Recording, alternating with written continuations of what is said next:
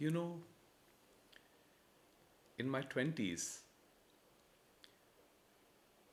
if someone told me that helplessness is freedom, I would have probably laughed at their face. But as I gain more and more understanding of life, I've come to this realization that there is great freedom in helplessness.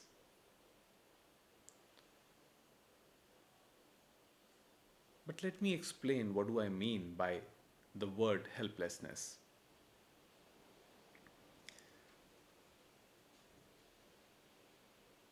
I'm not talking about the psychological term learned helplessness, where we believe that we cannot do anything about a given situation, where we cannot take action about a particular situation, because that is based on thought, assumption that I'm not supposed to act in a given situation because I don't have the strength or courage to act on it, which ties up to the concept of self esteem. I'm not talking about that helplessness. What I'm talking about here is total surrender, where in a given situation you come to this realization that you can act, and you can act to the best of your capacity, but the result may not be in your control at all. The outcome may be contrary to what you want.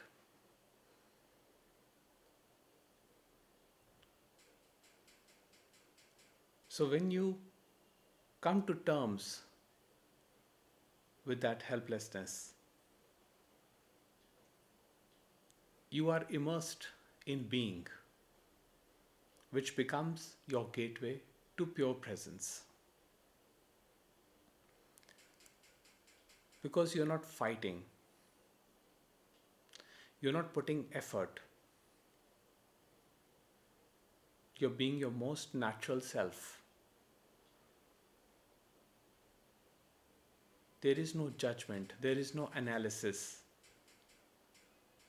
That helplessness that I talk about is not touched by thought, but a deep understanding at the core of a being that there is nothing you can do. You can only act on a given situation based on whatever knowledge you have up till now. So let's take an example. Let's say you're working on a project. You've worked on that project for a decade, but the project fails.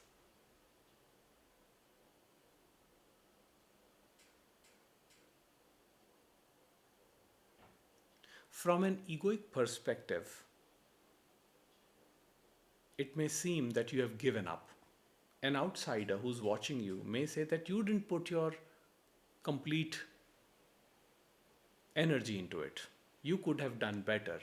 So the ego's perspective is always I could have, would have, should have done better in a given situation. Only if I worked harder, I would achieve the result that I want. That's the perspective of the separate self.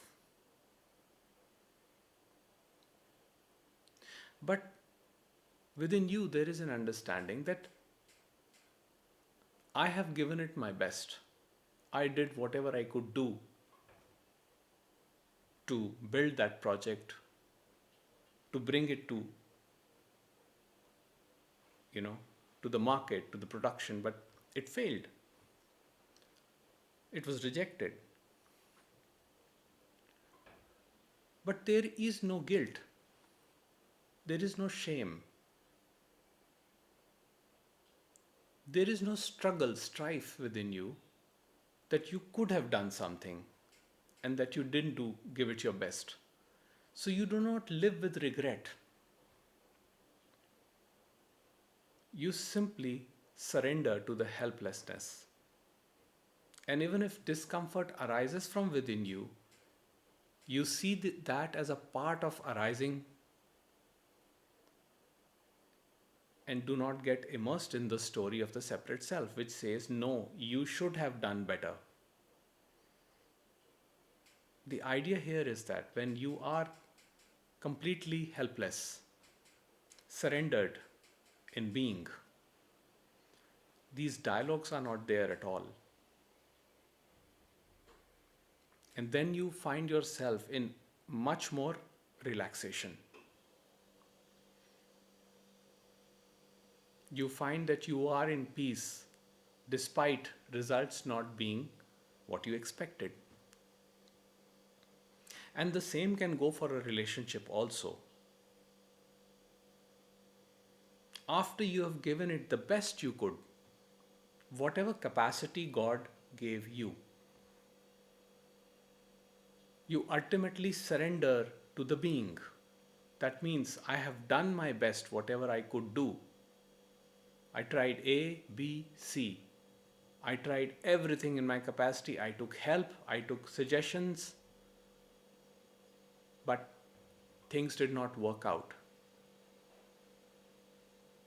Then you simply lay in that helplessness. Surrender to the being. In other words, in God consciousness.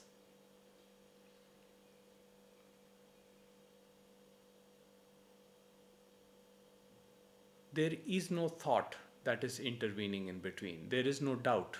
There is no skepticism. There is only peace.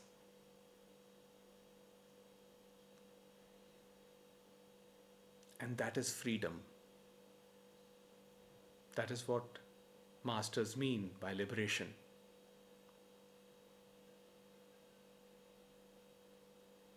Till you're fighting, you're divided.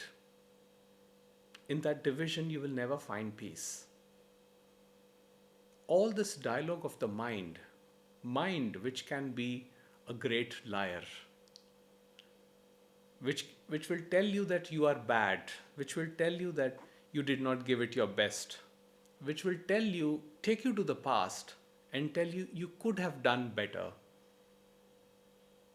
You could have been more successful if you worked harder.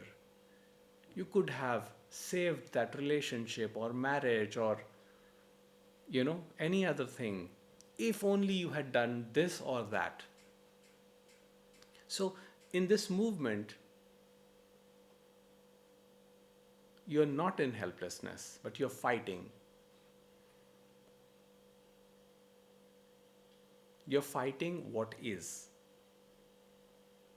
And you're caught up in the story of what should or should not be. What should have been, what could have been. Helplessness, in my concept, is bringing you to this very moment in presence. It's rooting you to the reality of this moment. Now, it does not mean that you will experience no emotions, but you will experience every emotion, every sensation in the space of that helplessness and see that also as an arising. You may also see your inability to accept a particular outcome. So the pain may be there, the discomfort still may be there, but there will be acceptance of the discomfort. In other words, there will be no division. There will be no two thoughts pulling you in two different directions, creating dissonance. It is the dissonance, the confusion, I could have done this, I should have done this, that creates problems. A friend asked me, do you have any regrets about life? Do you think you could have done certain things differently? And I told her, no, I don't have a single regret about anything that happened. Not that I did, but that happened. So when I totally accept that life is not the doing of individuals, but happening, that happens according to God's will or cosmic law, I have already surrendered to the helplessness. Helplessness of the separate self, the inability of the separate self to see that it cannot do anything to change the outcome per se, to make things to conform to its views and ideas and thoughts and beliefs. And no happiness ever is derived by doing that. The only gateway to happiness is through presence, which means totally surrendering to this moment, whatever it brings, pleasure or pain.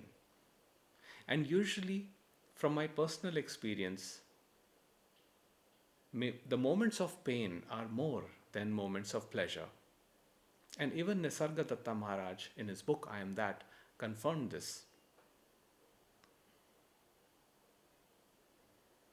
Moments of pleasure are few, but moments of pain are longer. But that pain does not become suffering until the story keeps running in the mind, the divisive mind that has not surrendered to the helplessness, that is still fighting for a particular outcome.